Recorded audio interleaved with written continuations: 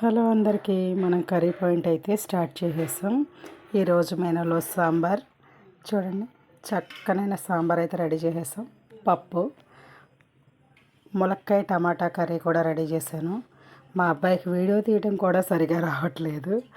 ఇదైతే చికెన్ గోంగూర కర్రీ అయితే చాలా అద్దరిపోయిందంతే. బంగాళదుంపల ఫ్రై కూడా రెడీ చేశాను. చూడండి ఎంత టెంప్టింగ్గా ఉందో. నోరు పొంగురిపోయినా సరే వాయిస్ ఓవర్ ఇస్తున్నాను. ఎగ్ కర్రీ కూడా రెడీ అయిపోయింది. వైట్ రైస్, మిల్ మేకర్ గోంగూర కర్రీ రెడీ అయిపోయింది. మన రోటి పచ్చడి అయితే చూడండి, గోంగూర వేరుశనగ గుళ్ళతో యమ్మీగా అయితే చేసేసాము. చూడండి ఎంత టేస్టీగా అయితే చేసాము, అదిరిపోయింది.